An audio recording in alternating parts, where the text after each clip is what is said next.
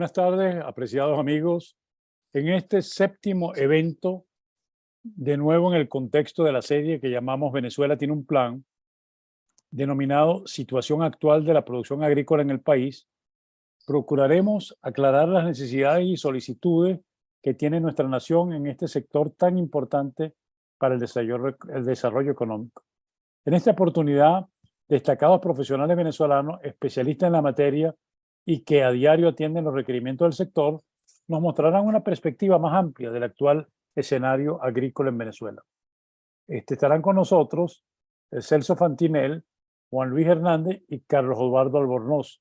Y moderará junto conmigo Rodrigo Agudo. Buenas tardes, bienvenido Celso. Celso Fantinel tú eres geómatra de profesión, pero realmente Celso lo que es un excelente agricultor y ganadero. O sea, por más de 35 años, Celso es un empresario del campo en la siembra de maíz, grandes extensiones por encima de las 1000 hectáreas. Igualmente es un ganadero con dilatada experiencia en la producción de doble propósito. Con Celso le hemos pedido un poco el que nos hable cuál es la situación actual del sector de la agricultura vegetal y cuáles son las perspectivas que se pudiera apreciar con respecto a lo que puede ser el futuro inmediato o a mediano plazo de la agricultura venezolana en términos de su realidad y en términos de su potencialidad. Entonces, Celso, yo te daría la palabra y después tú me dices cuando comparto pantalla para las láminas que me transmitiste. Sí, no, empieza a compartirla porque me va a ayudar. Saludos a todos y porque a veces hacía el caletre, bueno, yo me sé muchísimo, pero es bueno. Ahí está Carlitos Eduardo, el hombre del sombrero.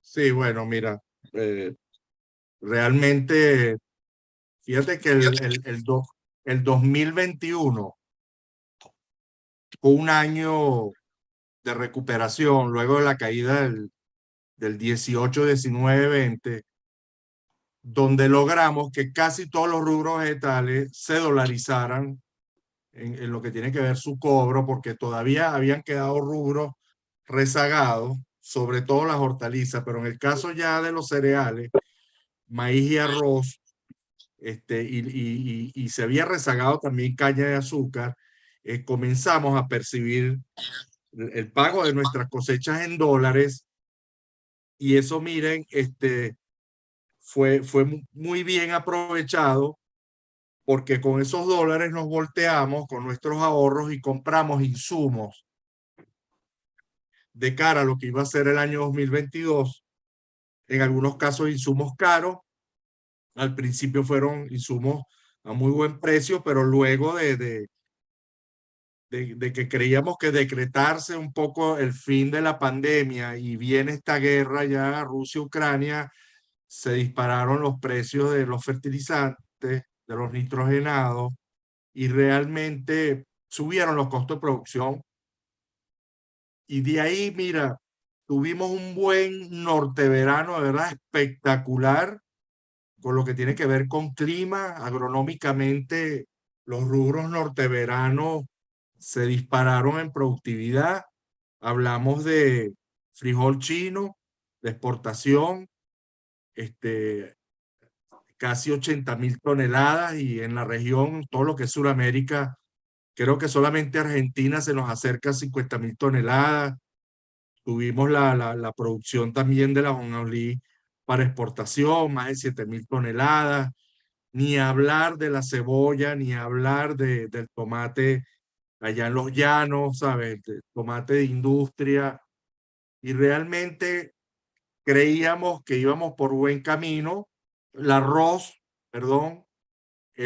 también, con algo más de 54.000 hectáreas, pero con unos rendimientos hasta por encima de 5.000 kilos. Nos olvidamos ya del baneamiento del arroz, gracias a Dios. Y realmente eso dio una recuperación. Veníamos de una caída del 18 en rubros esenciales hasta un 70%, ¿no?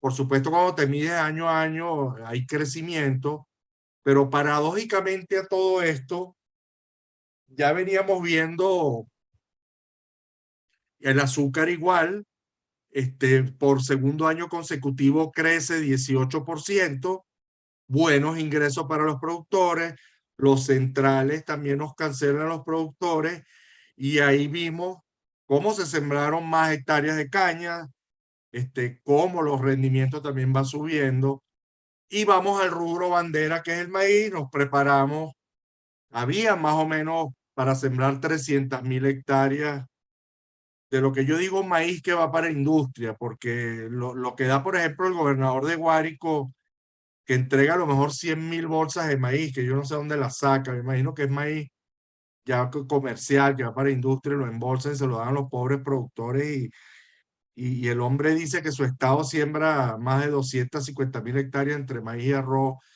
pero realmente cuando analizas y vas a ver los silos están siempre casi vacíos, entonces es como para autoconsumo, pero realmente, paradójicamente a todo esto, se viene esa mala comercialización, esta crisis de los últimos 4 meses de la economía venezolana, y ahí tenemos un frenazo en un rubro tan importante como el maíz blanco, el amarillo, donde prácticamente los precios que nos estaban cancelando parecían precios de los maíces colocados en puertos norteamericanos, cancelados muchas veces a destiempo, y que eso trajo todo un revuelo en nuestro sector. Inclusive atacaron grupos que estaban en Portugués y Guárico atacando a Fedeagro porque no habíamos comercializado bien. Pues esto es un producto de que ya la caja que tenemos nosotros los productores tiene un techo, la caja que tiene la industria también tiene un techo, y la desaceleración en el consumo también trajo este impacto, aunado a otro tema, así como hablamos de esta guerra de Ucrania y allá Rusia, que subió también lo que fue el maíz amarillo, subió el trigo y otros commodities. Realmente comercializamos mal, pero también ahí se le sumó un poco el tema bilateral, la venida de productos de Colombia, y hago este preámbulo, donde nos amenazaban un poco la industria, que no eran competitivos con la harina precocida, había contrabando de harina, así como lo hay de arroz, de azúcar y otros, y realmente todo eso hizo ver como que el año no fuese tan bueno. Entonces, fíjate aquí en las limitaciones para crecer sostenidamente. Nosotros en Fedeagro vemos que la inflación en dólares y el incremento de los costos de producción, que lo hablé, el desestímulo y falta de apoyo a la producción nacional, prácticamente todo es con inversión de los productores y de empresarios que todavía creen en Venezuela, y seguramente de empresarios fuera de Venezuela que de alguna u otra manera siguen creyendo en los empresarios venezolanos y le han dado también algo de crédito. Ese tema del contrabando nos sigue haciendo mucho daño. Yo no creo que con el nuevo capítulo que firmaron, este capítulo parcial 28, se vaya a frenar el contrabando. Honestamente no lo creo. Por supuesto que la desinversión en infraestructura productiva, cuando analizas electricidad, vialidad, riego, de drenaje, ni hablar de la telefonía, la conectividad tan importante para una era moderna, la era digital. Falta de financiamiento. Seguramente por ahí hay una lámina donde vas a ver que el financiamiento, la cartera productiva alcanzó los 140 millones de dólares, pero hay que hacer una premisa para que se entere en la audiencia. El 20% de esos 140 millones de dólares va para el Ministerio de Agricultura, o sea que el productor, la asociación, la persona que le den ese crédito, por cada 100 bolívares le dan solo 80. Escasez de combustible, sigue habiendo un sub y baja, hay meses buenos, meses malos. Por supuesto, hacia el oriente del maíz, como tenemos menos industria, menos transporte, menos desarrollo, vemos que a veces hay una mejor oferta, pero en el occidente del país no. ya se iban a parar los centrales de azucareros por falta de combustible, le llegó algo de combustible, pero cuando usted llama a los industriales del occidente del país, entonces le cerraron el chorro también a los industriales, entonces se ve que es insuficiente la oferta también de diésel. De cara nuestra, el deterioro del parque de maquinaria y equipos es evidente. Fíjense que ya el Banco Central de Venezuela para el año 2014, cuando todavía hacía levantamiento en campo de 54.000 tractores que teníamos inventariado, el 70% ya la vida útil estaba caduca. O sea, ya muchos productores están canibalizando maquinaria y entonces eso te merma en tu capacidad de siembra. El deterioro institucional, ni hablar de eso, la inseguridad personal y de bienes, bueno, seguimos teniendo estados, Turgaragua, Guárico, se le suma el Zulia, se le suma Trujillo, Anzoátegui, con el tema de extorsiones, realmente es el pan de cada día. Si no cancelas, te ametrallan, si no cancelas, te roban toda la finca, todos los bienes que tienen la finca, te destruyen maquinaria y equipo. Todavía tenemos invasiones, por eso nosotros indicamos la persistencia de atentados contra la propiedad. Todavía vemos que uno de los estados donde más se invade es allá en el estado Barinas, y hay focos también en Apure, tenemos en Guárico y otros estados, tenemos en Yaracuy también tenemos serios problemas. Lo que yo les hablaba antes, este cuadro les hace ver un poco la inflación que hemos venido teniendo en dólares. Casi todos estos productos que ustedes ven, podríamos decir que el 85-90% es importado, y entonces la semilla te subió casi un 11%, el NPK 60%, la urea, que es nacional, que es de Pequibén, la subieron un 100%, un herbicida, un secante muy importante, el glifosato 36%. Básicamente, eso nos pone a nosotros en desventaja. Cuando yo analizo los precios, costos de producción en Colombia y en la región, nosotros somos todavía los más costosos. Adelante, Rodrigo.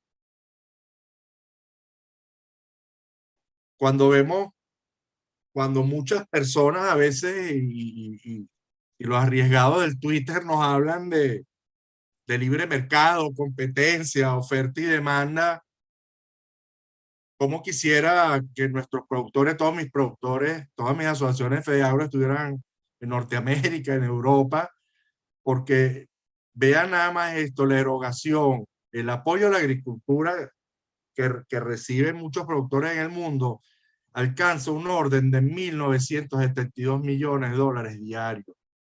Díganme ustedes, ¿cómo no vamos a recibir alimentos o materias primas de otros países donde ellos tienen apoyo? En Norteamérica le pagan a muchos productores para que no abandonen el campo. Lo mismo pasa en Europa, lo mismo pasa en mi pueblo. En mi pueblo le pagan para sembrar maíz, para tener viñedos. Por supuesto, no como tal vez 10, 20 años atrás, pero sí todavía hay subsidios y apoyo a la agricultura. En cambio, nosotros prácticamente la protección de la agricultura es negativa. Nosotros pudiéramos decir que podemos ser competitivos en la mano de obra. Está bien. Yo he escuchado a Carlos Eduardo el tema de la mano de obra, pero no tienes mano de obra calificada. A veces los daños que te hacen mucho daño, ¿no? Por no tener mano de obra calificada, porque la que teníamos calificada se nos ha ido. Este cuadro, bueno, el colapso financiero que llamamos en FEDEAGRO, fíjense que de una cartera agrícola de 610 millones de dólares, llegamos a caer hasta en el 2020 a 46 millones, y 2022 fueron 124 millones de dólares en esta cartera productiva, pero el 20% se lo quedó el Ministerio de Agricultura. Y luego imagínense, estos créditos le cuestan al productor alrededor de un 20 y pico, 22% anual.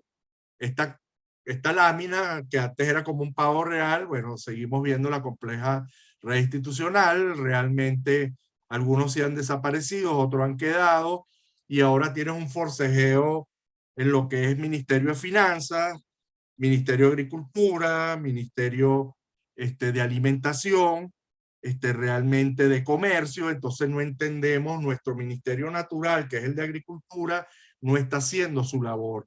Y entonces tenemos varios ministerios, aparte que el de Agricultura está tan segmentado que realmente ni ellos saben cómo atenderlo. Ahora tienes entre ellos mismos haciéndose competencia y tratando de dictar algunas normas, y parando o concediendo muchas veces el ingreso de materia prima o alimentos sin que haya, digamos, una buena sincronización entre ellos y sobre todo el sector privado. Vamos a lo que es la perspectiva 2023. Justamente yo antes dije que pareciera que nuestros ahorros, nuestro dinero y lo que puedan tener estos empresarios y lo que sacamos de la banca, como que pudiéramos tener un tope, no solo de producción, sino luego el cancelar nuestras cosechas. Todavía hay un 30% de maíz en los silos que no ha sido cancelado. Y estamos hablando que la cosecha arrancó el 1 de octubre, ¿no? Entonces, bueno, las limitaciones crediticias, el crecimiento en dólares de los costos de producción, el desestímulo de precios pagados en el 2022, el agotamiento del parque de maquinaria, todo esto pudiera, de verdad, cuando lo ves así frío, tú puedes decir, sí, hemos caído, bueno, pero habría que ver luego, cada productor es un mundo, cada asociación está haciendo un esfuerzo extraordinario. Fíjense que con el arroz de Norteverano logramos sembrar 47.000 hectáreas, que uno pudiera decir, pero bueno, Celso, tú estás hablando de una ralentización. Bueno, pero la verdad verdadera era que esas 47.000 hectáreas se debieron haber sembrado tal vez para el 20 de enero y todavía para la primera semana de marzo había gente sembrando arroz en Norteverano. Y eso es a medida que tú vas haciendo caja, que te van pagando el arroz que vendiste de invierno, entonces tú vas sembrando. Lo vimos con el frijol chino, no logramos llegar a las 80.000 hectáreas del año pasado, creo que llegamos a unas 54.000 hectáreas, y eso también tiene que ver con ese tema de flujo de caja. Va a haber una oferta mayor tal vez de girasol.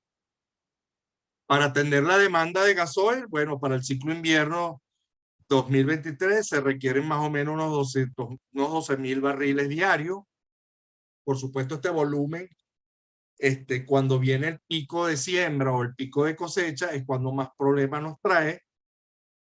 Nosotros aprendimos los productores y de verdad que muchos productores tienen reservas, han comprado tanques, varitanques. Precio de promedio de este diésel está entre 0.20, 0.18. El subsidiado prácticamente, yo creo que ningún productor de mediano a grande con una pipa de 200 litros semanal o quincenal, eso se te va en los propios camiones que busca el personal o que busca repuesto prácticamente. Bueno, del financiamiento, yo creo que todos coincidimos de que como hay un dinero en ese encaje legal que está ahí paralizado, seguir liberando encaje. Vimos que con liberaciones de encaje y un poquito la relajación que han tenido con los bancos con el tema de encaje, esta cartera productiva, si bien es cierto, es solo para maíz y arroz, que es una lástima, llegó a 124 millones de dólares. Al propio Ministerio de Finanzas le hicimos entender que necesitábamos alrededor de 350 millones, flexibilizar la emisión de papeles, de títulos de valores que permitan financiar actividades agrícolas. Por supuesto, impulsar la reactivación de la bolsa agrícola, están en eso, de verdad que están trabajando fuerte. Entendemos que ahí ya es un tema de permisología, no solo Sudeban, no solo la Sunaval. Fíjense que para instituir un almacén de extensión hay que solicitarle permiso a la Sunagro y la Sunagro todavía no ha dado esa autorización, entonces uno depende siempre de terceros. Por eso ese entramado institucional que a veces tanto daño hace.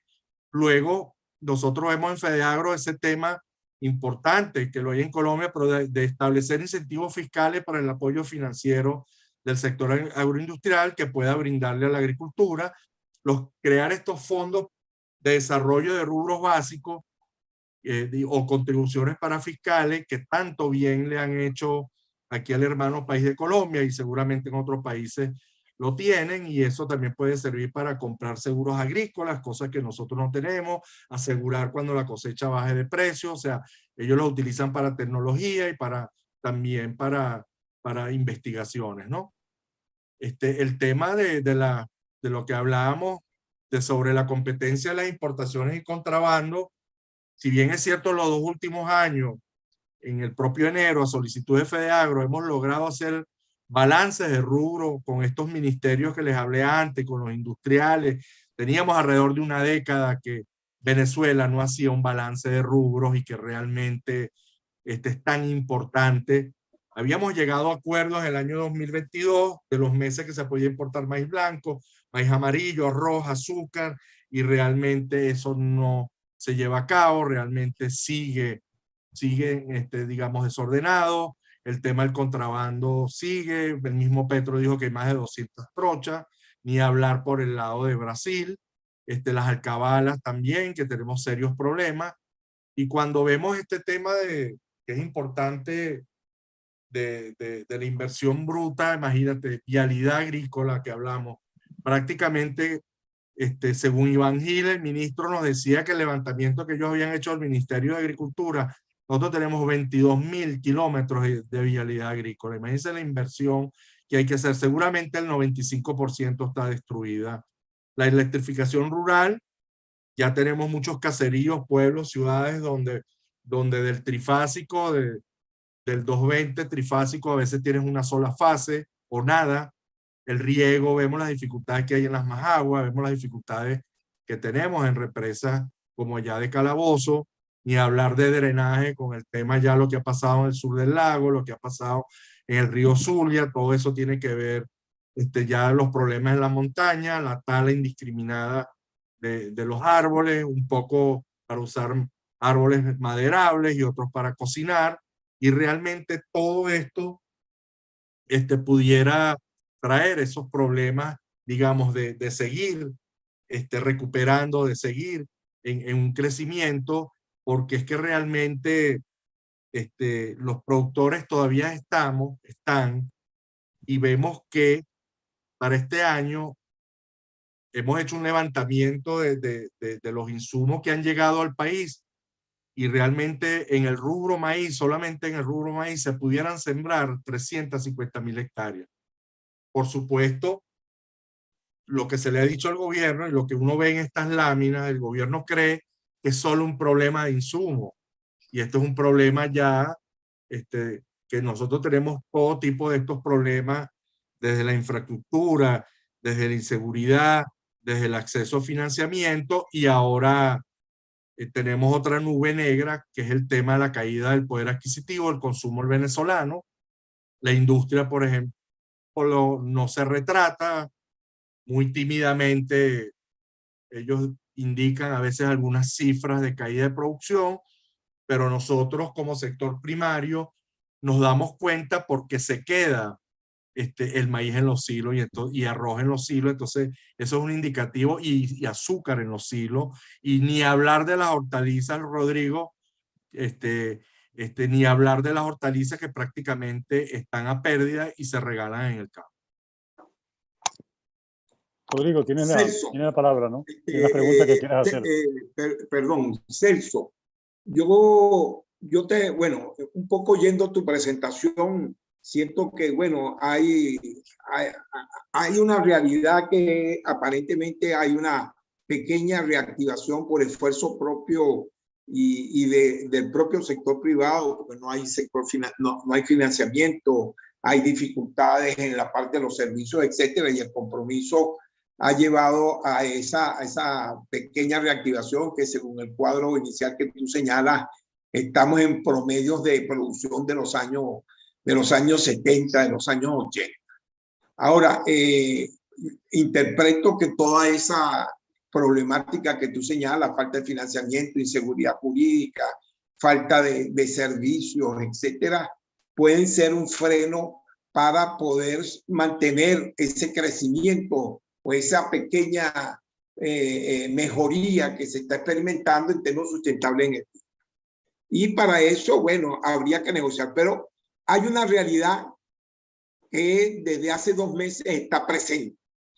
¿Qué ha pensado Fedeagro en qué se puede señalarle al gobierno ante la modificación, el protocolo de modificación del acuerdo de alcance parcial número 28, donde la modificación no alteró en absoluto todos los desgravámenes que se les está haciendo a Colombia?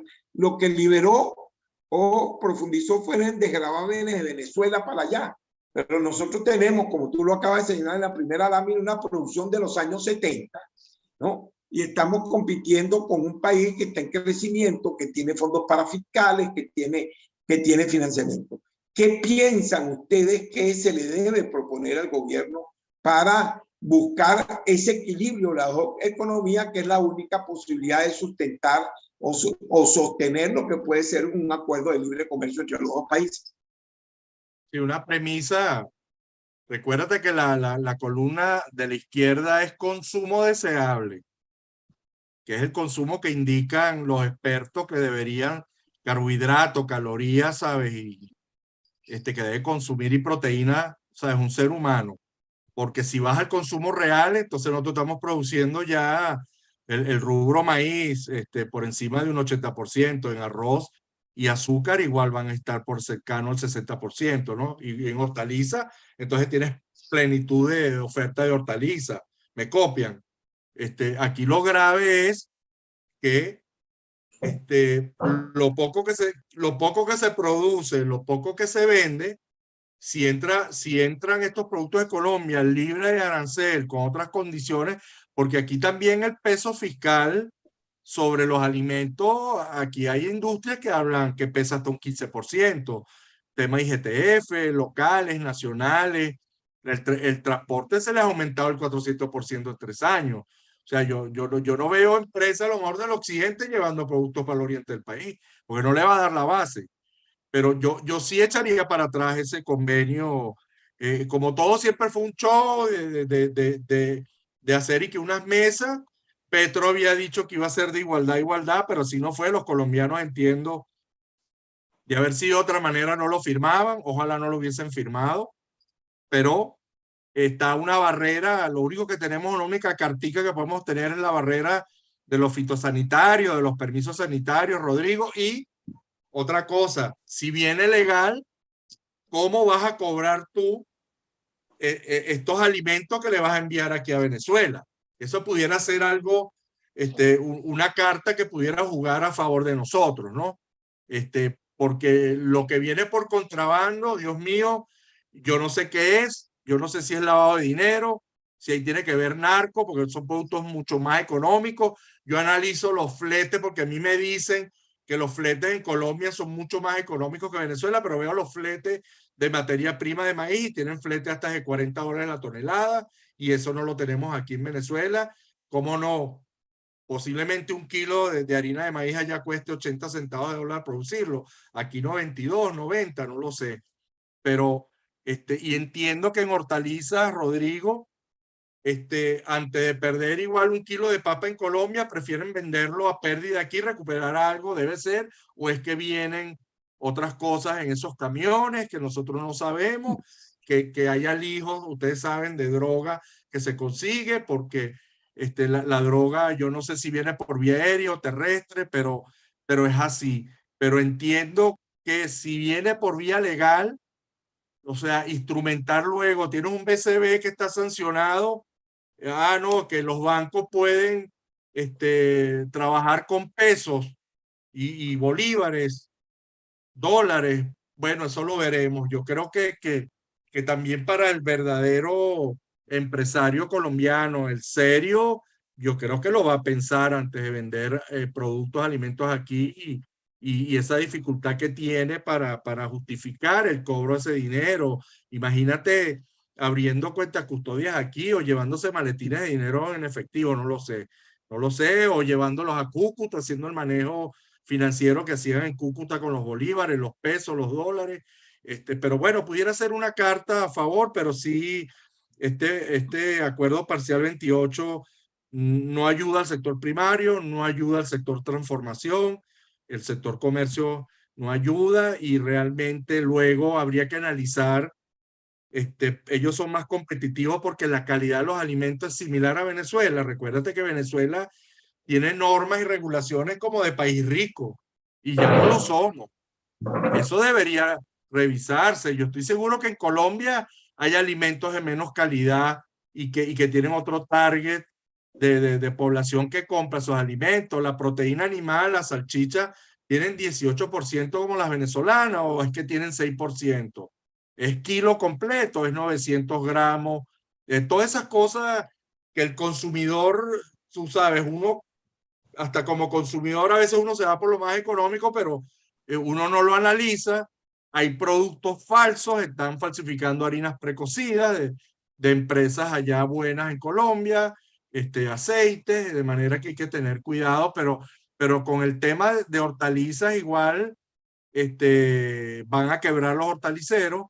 Ahora, Celso, ¿tú sientes que el gobierno está abierto a discutir esos puntos que tú estás señalando?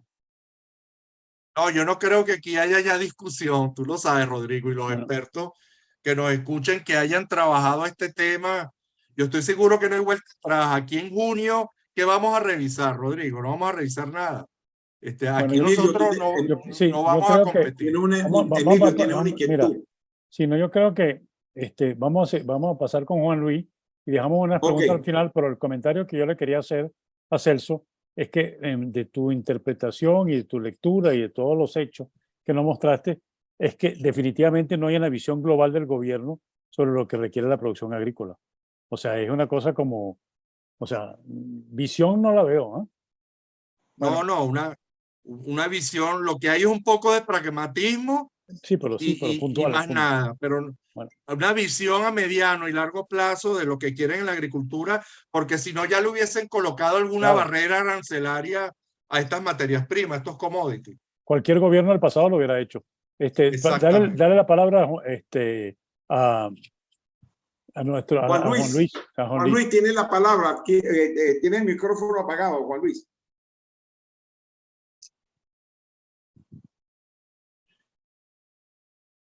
El micrófono, Juan. Ok. Juan Luis. Ya lo reactivé. Concha, siento mucho, ¿ven? No importa, pero arranca con tu presentación. Tocó después, porque Celso dijo las 3/4 partes de las cosas que yo tenía que decir. Lo dijo con cosas pragmáticas, etc. Yo quería destacar fundamentalmente 2 puntos. El primero es el peso de este sector agroalimentario dentro de la economía, incluso dentro de la política del país. Yo echaba el cuento de que en los posgrados en que yo daba clases, yo le preguntaba a los participantes, que todos venían a hacer posgrados sobre la cosa agrícola, ¿qué porcentaje de la población venezolana vivía en las 10 más grandes ciudades? Y las respuestas se ubicaban entre 60 y 80%. Es decir, que la percepción que tienen esos estudiantes, pero también los sectores dominantes en el país, es que este es un país urbano industrial. Que este es un país donde la industria es fundamentalmente una industria privada y donde no pesa nada la población vinculada a la agricultura. Ahora resulta que la realidad es que el 36% de la población venezolana vive en las 10 más grandes ciudades, contando las conurbaciones de Caracas, de Maracaibo, de Valencia, de Barquisimeto, es decir, no son las ciudaditas chiquitas, sino son las ciudades completas. Y otro 36% vive en las poblaciones de menos de 20.000 habitantes que fundamentalmente están articuladas a la agricultura. De tal manera que la visión de que este es un país urbano industrial, etcétera, etcétera, es una visión totalmente equivocada. Este es un país donde el peso de la población vinculada a la agricultura es importantísimo. Nosotros hemos estimado con los trabajos que hacemos de que es muy posible que entre el 38 y el 42% de la población venezolana esté en actividades vinculadas a la cadena agroalimentaria. Bueno, el peso en materia de industria es un asunto evidente. Cuando nosotros pensamos en la industria metalmecánica o en la producción de muebles, etcétera, etcétera, y resulta que más del 40% de las industrias del país son industrias vinculadas a la agricultura. Este sector es importantísimo desde el punto de vista económico. Constituye el centro de la dinámica económica y por tanto cualquier cambio que podamos pensar para Venezuela tiene que centrarse en este sector.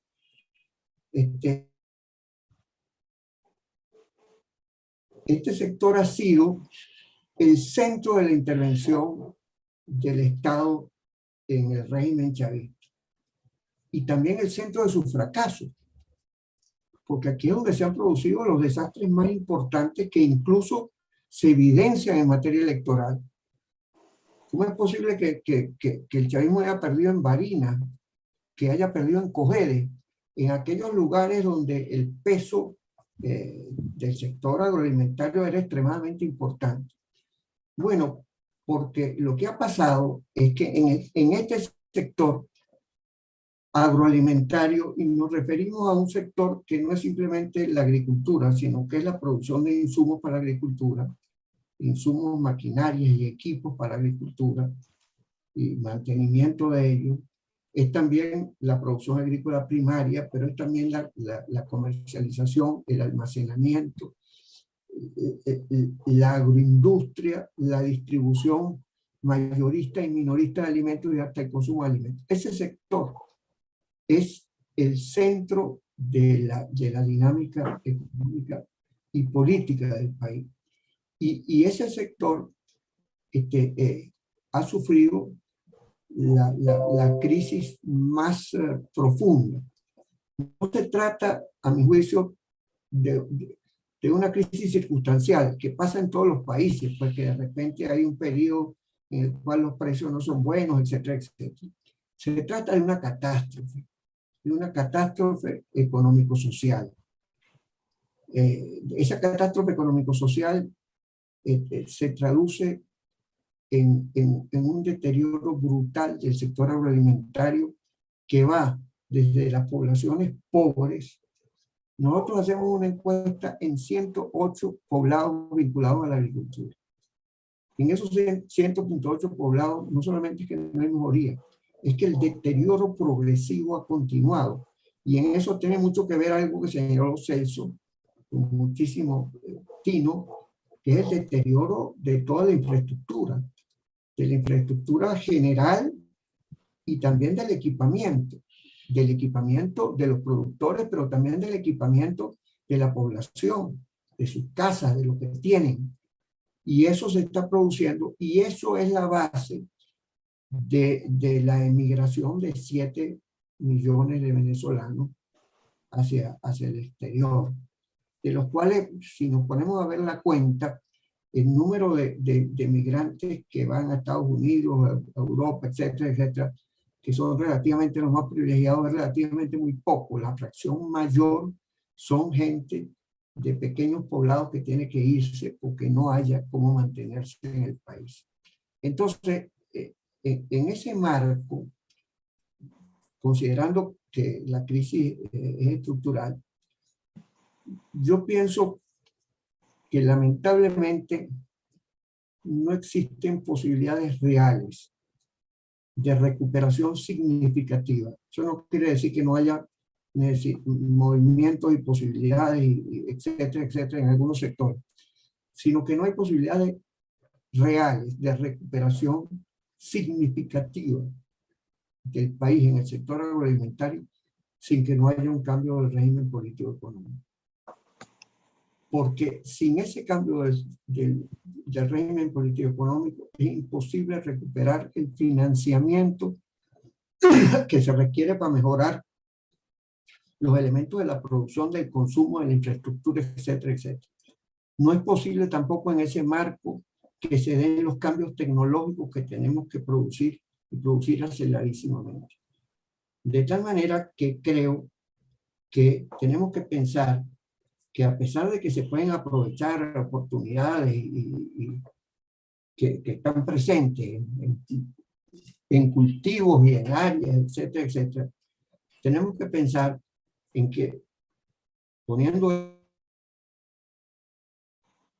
necesidad también de invertir, es necesario conservar la idea de que se requiere un cambio político-económico profundo para que se pueda producir una recuperación del sistema agroalimentario, que entre paréntesis puede ser el sistema central de recuperación de toda la economía venezolana, porque el principio es que hoy por hoy el 70% o alrededor del 70% del consumo de la población venezolana se centra en alimentos y en productos derivados del sector agrícola. Y por tanto, el crecimiento de ese sector que los provee puede ser el centro de la dinamización económica del país. Siento mucho intervenir en segundo, porque esto era preferible decirlo antes de Celso, pero bueno, nos tocó así.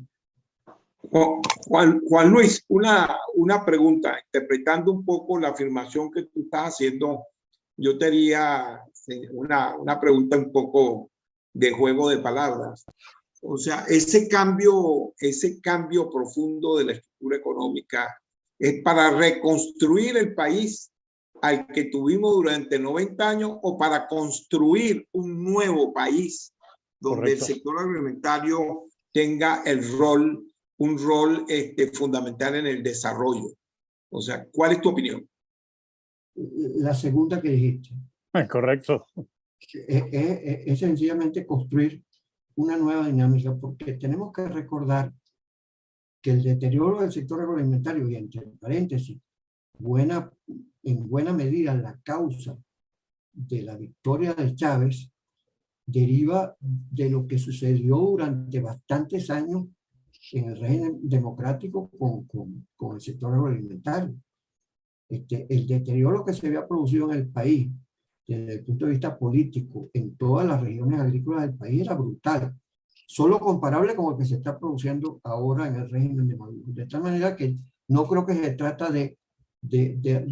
bueno, por supuesto que siempre hay cosas del pasado que hay que retomar y que hay que repensar, pero el centro no es retomar el pasado, sino una nueva construcción que además tiene que tomar en cuenta los cambios tecnológicos. Bueno, nuevamente se nos congeló Juan Luis.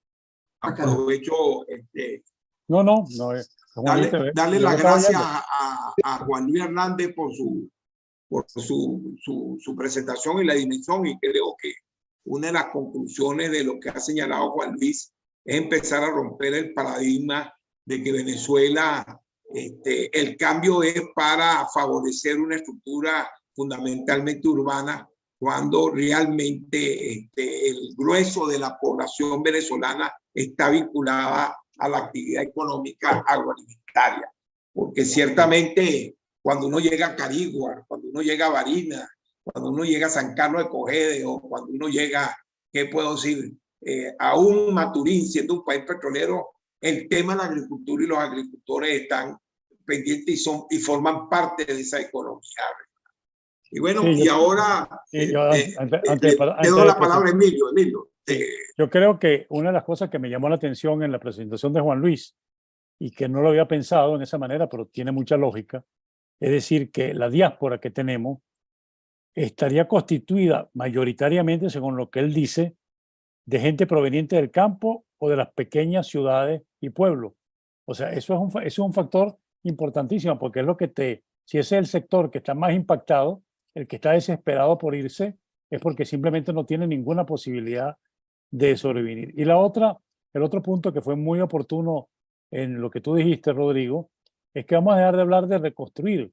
O sea, Venezuela está por construir, empezando por el Estado. O sea, aquí tenemos que efectivamente enfrentar un nuevo país, un país que tiene que entrar no solamente en su realidad de su pauperización, que lo está llevando en algunos índices cercanos a la situación de Haití, sino que también tenemos que tener un país que esté en condiciones de poder competir en un mundo que está cambiando a una velocidad alarmante.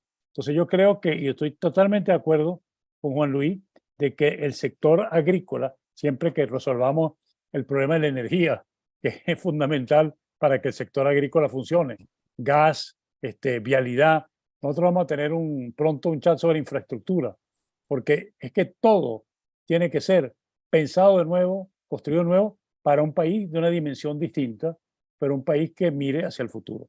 Bueno, ahora presentas tú a Carlos Eduardo, Rodrigo. Bueno, ahora tenemos el gusto de compartir esta conversación con Carlos Oduardo Albornoz. Carlos Oduardo Albornoz es abogado de la República, pero más que abogado, así como Celso, es un hombre del campo. Carlos Eduardo tiene experiencia más de 40 años. Y bueno, perdona, Carlos, que 30 años. No, bueno, no exageren. Bueno, vamos a decir que 30 años y los otros 30 lo compartió con el papá, acompañando al papá en todas sus labores en el campo. Gran productor de maíz en el estado Guárico, siembra más de 1.200 hectáreas de maíz y además de eso ganadero. Y ganadero, además, preocupado de la ganadería. Su ganadería ha tenido grandes premios de animales premiados en términos de lo que es la raza cabra. Carlos Eduardo fue vicepresidente de Fedeagro. Bueno, primero fue presidente de una asociación regional de Azogama, vicepresidente de Fedeagro y expresidente de Fedenaga en la época más dura de confrontación con el gobierno, cuando todavía el gobierno lo que hacía era intervenir y tratar de controlar este sector tan dinámico y tan particular como el sector alimentario. Carlos Eduardo, la palabra es tuya. Gracias, Rodrigo, mi maestro, mi apreciado amigo. Quiero comenzar, en principio, agradeciendo a Analítica la oportunidad, que bueno, que cada vez noto que son incluso hasta más aisladas, ¿no? Cuando ustedes con tanta maestría, sabiduría, sobre todo visión, Emilio, sobre todo Juan Luis, con ese tino que le caracteriza de saber ver hacia el futuro con una claridad y Celso dando cátedra en el liderazgo gremial venezolano. Yo me atrevería, voy a cometer un abuso acá desde este foro, pero me atrevería a decir que hay pocos voceros en Venezuela hoy, de cualquier institución, que tengan la claridad, que tengan la sapiencia de saber decir las cosas de manera tan atinada, tan argumentada y con tanto profesionalismo como lo es Celso Fantinelli. Mi respeto para ti, Celso, ha sido para mí un altísimo honor compartir estas luchas contigo, de verdad. Si bien es cierto, Juan Luis y Rodrigo son mis maestros, tú eres mi compañero de cátedra, pero me da muchísimo orgullo la forma en que ejerces la vocería, y eso, cuando tú ejerces la vocería de la manera tan técnica, argumentada y responsable que lo haces, me da a mí la oportunidad de poder visualizar otra cantidad de cosas que, por ejemplo, hoy conversando a la hora del almuerzo con Rodrigo, tienen que ver mucho con lo que ustedes están hoy conversando y con lo que Emilio sabiamente comentaba. Llegó la hora de construir un nuevo país. El país agrícola anterior nos deja un gran aprendizaje, nos deja una gran enseñanza. Pero nosotros tenemos que saber entender cuál es el momento que nos corresponde. Como bien dijo Rodrigo, nosotros nos tocó defender desde la dirección de tierras de Fedeagro en su momento, la dirección de maíz que también ejercimos, después la vicepresidencia o la presidencia de la Federación Nacional de Ganaderos. Hoy al frente del Instituto Venezolano de la Leche y la Carne nos ha tocado un trabajo gremial que bueno, que hoy ya no ejercemos. Nosotros estamos junto a Rodrigo y a otros dignísimos profesionales al frente del Instituto Venezolano de la Leche y la Carne, que se encarga de compilar información. Esta cantidad de información que nosotros recabamos semana a semana, en la que, por cierto, Celso es uno de los representantes de la zona del estado de Aragua y nos envía información como un productor más, nos ha permitido a nosotros ir recabando una serie de datos junto con todos los que ustedes están construyendo a través de la red agroalimentaria y empezando a poder trazar unas líneas que me parecen a mí que son fundamentales. Porque es cierto que hoy, de los 74.000 tractores hay más de 52.000 que tienen su vida, que se han canibalizado y tienen su vida útil vencida. Pero el punto es que nos quedan 20.000 y pico de tractores que todavía no tienen esa vida útil vencida. Ahora, ¿nosotros podemos construir agricultura con 20.000 tractores? Bueno, por supuesto, la respuesta es no, menos en este continente. Ahora, el punto es que gracias a Dios, gracias a Cristo, que tanto cuida sobre todo a sus hijos cuando están en mayor necesidad, hemos comenzado a ver en algunas regiones del país algunos tractores, algunos pininos. Es como el que está comenzando a gatear y tiene que gatear desde donde puede, desde el piso de tierra, porque no tiene las condiciones óptimas para hacerlo. Bueno, pero desde ese piso de tierra en una casa con láminas de zinc hemos empezado a ver otra vez tractores nuevos en algunas regiones de Venezuela. Hemos visto cómo empiezan a llegar los insumos que en el 2017, 2018, 2019, 2020 incluso eran prácticamente inexistentes. Hemos comenzado a ver, y lo conversaba con el equipo de FEDEAGRO que tuvimos una reunión en Valledupar hace unos 6 días atrás, cómo el tema de la propiedad hoy no es el tema agobiante de la agenda del agricultor venezolano. Hace unos años era una cuestión absolutamente impensable que nosotros el tema de la tierra no fuese el punto número 1 de la agenda, ¿no? El tema de los secuestros, cómo migró el delito de los secuestros al tema, por el tema de las redes sociales, al asunto de la extorsión, al delito de la extorsión. En fin, aquí hay una recomposición desde lo bueno y lo malo de todo lo que es el desempeño agroalimentario, de lo que bien señala Juan Luis, en el cual números propios, estos no son, por supuesto, son estimaciones burdas, debo decirlo de manera muy expresa, en los cuales nosotros estamos ya viendo la posibilidad de que el sector agroalimentario nacional de producción primaria represente más del 10% del PIB incluso. Y cuando uno encadena, como decía Juan Luis, todo ese ramal que te lleva todo lo que es la cadena agroalimentaria, nosotros pudiéramos hoy estar representando incluso más del 25%, entre el 25 y el 30% de lo que es el PIB nacional. Eso es un número consistente, no oficial, burdo, reitero, pero que creo que el tiempo dedicado no son 40 años, Rodrigo, son apenas 30 años. El tiempo dedicado al agro venezolano, de alguna forma, por lo menos, ruego que llame la atención de este panel tan selecto que hoy me acompaña, para que empecemos a ver estos pequeños pininos que Rodrigo me comentaba hoy al mediodía. Carlos, entonces, ¿tú crees realmente que estamos en presencia de los primeros indicios estamos abriendo el hueco para sentar algunas bases del país nuevo que está por construir? Y yo creo que la respuesta definitivamente sí. Porque si bien es cierto, la realidad que señala Celso de manera tan contundente no deja dudas al respecto. También es cierto que si nos comparamos con la comercialización del año 2017 y 2018, datos a Sofrigo, el ganado en canal pasó a costar en promedio, haciendo el promedio de vacas y toros, los canales en general que se sacrificaron en el 2022. ¿Sí me están oyendo? ¿Aló? Aquí lo tiene Rodrigo. Gracias, Rodrigo. Sí te estamos oyendo. Sí, este gráfico señala que, si se dan cuenta, en el año 2000, aunque son 30 años apenas, Rodrigo, tengo que ponerme los lentes, del año 2014 al 2022, prácticamente hemos crecido en el valor del canal de los animales que fueron a matanza en Venezuela, prácticamente es el triple del valor. Hoy tenemos nosotros, se lo comentaba Rodrigo, yo cobré el queso mío hoy que vendí el martes. Yo vendo queso 2 veces en Valle de la Pascua. Yo cobré el queso al mismo valor que cobré la leche que tengo en Colombia, en la Dorada Caldas, que es el segundo núcleo de producción pecuaria que tiene Colombia. Es decir, nosotros ciertamente tenemos un maute un poco más económico. Hoy ha bajado un poco de precio. Rodrigo, no sé si tienes los valores allí que te envié por WhatsApp sobre los precios de los mautes, eso.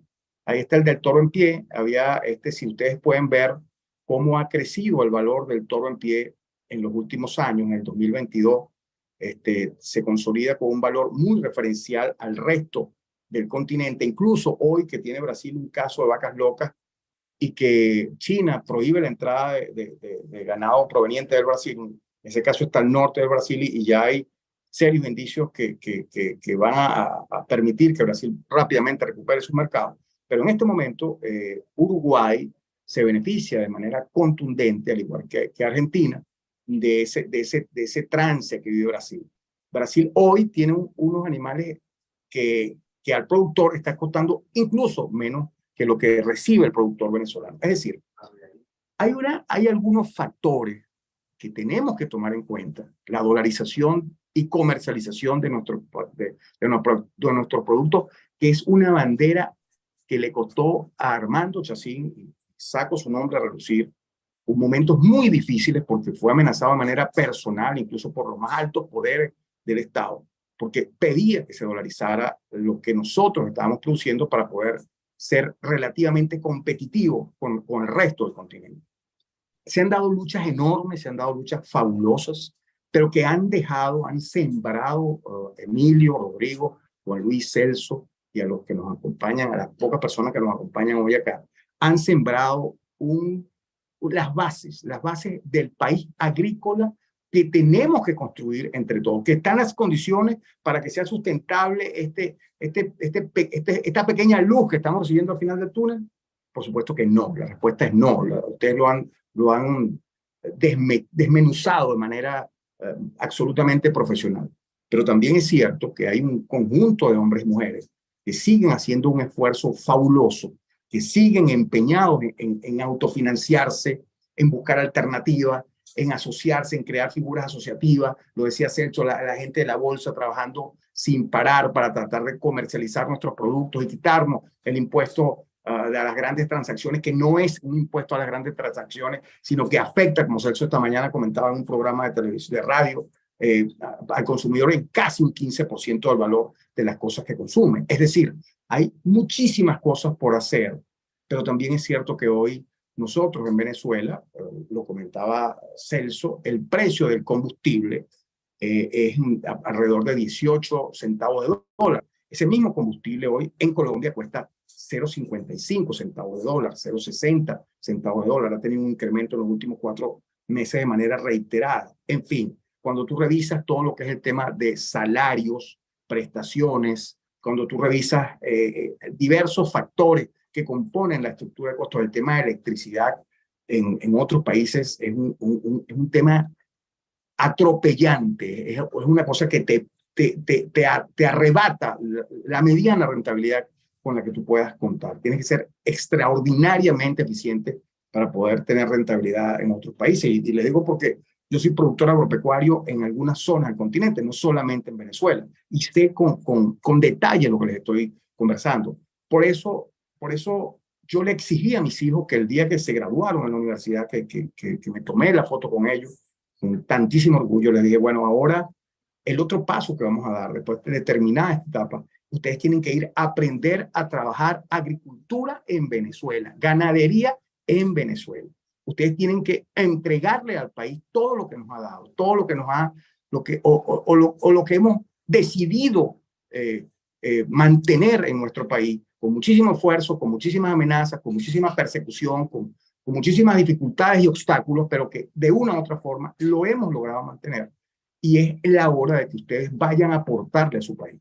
Yo prefiero con esta reseña darle la oportunidad de que tengamos algún tipo de feedback para poder terminar de construir la idea y no consumirme todo el tiempo en un monólogo, sino que me gustaría con cada uno de ustedes seguirme nutriendo de ideas y aprovechando toda la sabiduría que ustedes siempre nos han aportado y transmitido. Agradecidos por la oportunidad analítica. Emilio, de verdad, un gusto poder estar aquí. Como ya estamos muy cerca del final de estos foros, este no va a ser el último.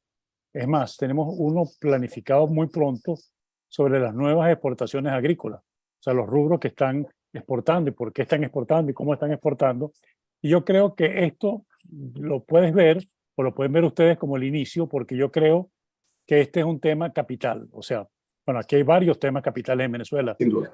Ya hicimos el último foro que hicimos, fue sobre el gas, que el gas es un factor absolutamente fundamental en toda la actividad que tenemos que llevar por delante, pero también lo va a hacer las infraestructuras.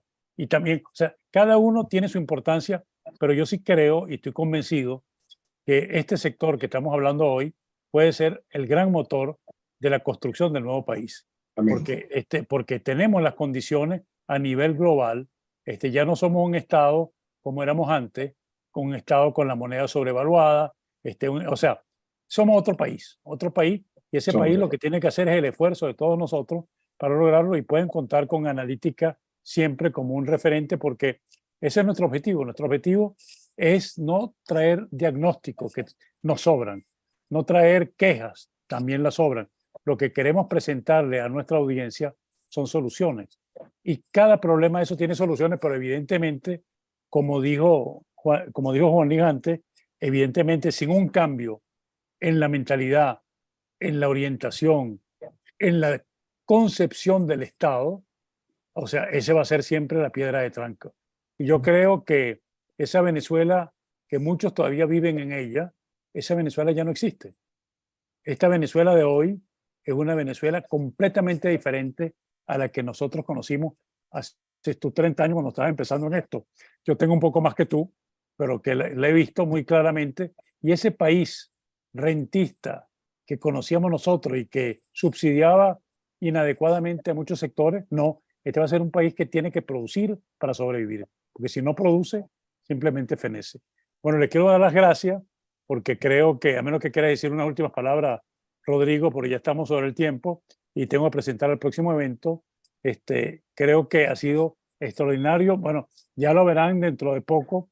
Estará montado como todos los programas que hemos hecho en Analítica en nuestro canal, que ya tiene más de 15 años o 20 años, que se llama Analítica TV en YouTube, y eso no se pierde. Y les voy a dar una noticia que me llamó mucho la atención.